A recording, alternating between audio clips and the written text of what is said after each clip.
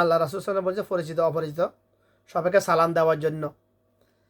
হাদিস সহিহ। রাসূল সাল্লাল্লাহু আলাইহি ওয়াসাল্লাম বলছে পরিচিত অপরিচিত সবাইকে সালাম দেওয়ার জন্য। বাস এতটুকুই আমরা জানি, কিন্তু এই কথার পিছনে এর ব্যাখ্যা কি জানি না, কেউ দিতেছেও না এটার ব্যাখ্যা।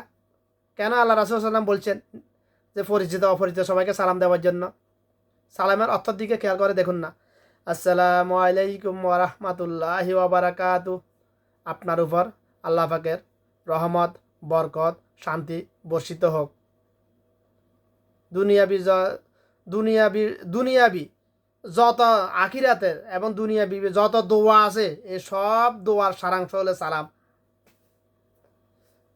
অর্থাৎ একজন মুসলমান, একজন আদম সন্তান অন্য আদম সন্তানের জন্য যদি দোয়া করতে চায়, সালামের চাইতে উত্তম কোনো দোয়া নাই, আমি দেখি নাই আজ পর্যন্ত। যদি থেকে থাকে আমাকে দেখান, আপনি দেখাবেন ইনশাল্লাহ। কারণ আমি তো আলেম নয়, আমি তো আলেমে আলেম, আমার জ্ঞানের মধ্যে স্বল্পতা থাকবেই থাকবে। তো এই পর্যন্ত আমাকে আল্লাহ যতটুকু এলেম দিয়েছে, হেকমা দিয়েছে, আমি এটাই পেয়েছি। সালামের চাইতে উত্তম কোনো দোয়া নাই। কোনো মা বাপ যদি তার সন্তানের জন্য দোয়া করতে চায়, সালাম সে যেন বেশি বেশি তার সন্তানকে সালাম দেয়। কোনো সন্তান যদি তার মা বাপের জন্য দোয়া করতে চায়, সে যেন বেশি বেশি সালাম দেয়। এই কথাটা যখন আরবদের কাছে আমি এই হাদিসটা বর্ণনা করেছি, তারা সবাই কান পেতে শুনে থাকে। কারণ তারা জানে তো, তারা আল্লাহর কালাম জন্মসূত্রে আল্লাহর কালাম জানে, বুঝে, মানতেছে না আর কি, ভুলে রয়েছে জাহালিয়াতের কারণে।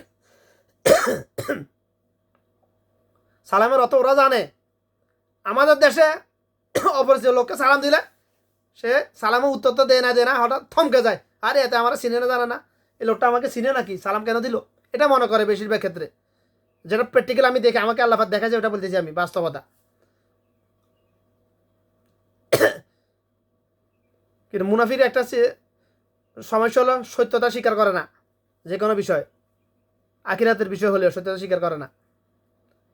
আমাদের দেশে মানুষের নীতি এরকমই, অপরিচিত লোককে সালাম দিলে সে সালাম উত্তর দেয় না আর থমকে যায়। পরিচিত লোককে অনেক সময় সালাম দেয় না। আমাদের দেশের রীতি রেওয়াজ, যাকে সবসময় দেখে তাকে সালাম দেয় না, যাকে হঠাৎ দেখে তাকে সালাম দেয়। আর আরবদের নীতি হলো, সুন্নাহ নীতি হলো কি,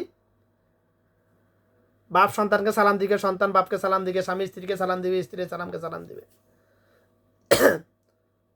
ঘরে ঢুকতে সালাম দেওয়া সুন্নাত। আল্লাহ রাসূল সাল্লাল্লাহু আলাইহি ওয়াসাল্লাম যে ঘরে ঢুকে প্রবেশের পূর্বে সালাম দেওয়া হয়, ওই ঘর থেকে জিন শয়তান এগুলো বের হয়ে যায়, ওইগুলো আর থাকতে পারে না।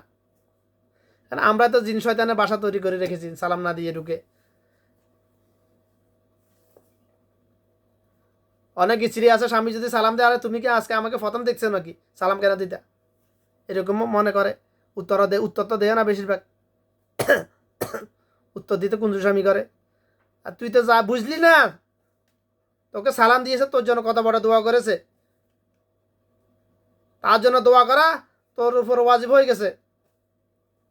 সালাম দেওয়া সুন্নত, দিলে লাভ, সালামের জবাব দেওয়া ওয়াজিব, দিলে লাভ, না দিলে ওয়াজিব তরক হলো, গুনাহ হলো। সালাম দিলে লাভ, না দিলে গুনাহ নাই, দিলে লাভ। এই জন্য সবাই একে অপরকে সালাম দিবেন ইনশাল্লাহ। আল্লাহ সবাইকে কথা বলে বোঝার তৌফিক দান করুন ইনশাল্লাহ। আমার তৌফিক ইল্লা বিল্লাহ, আউযু বিল্লাহি মিনাশ শাইতানির রাজিম।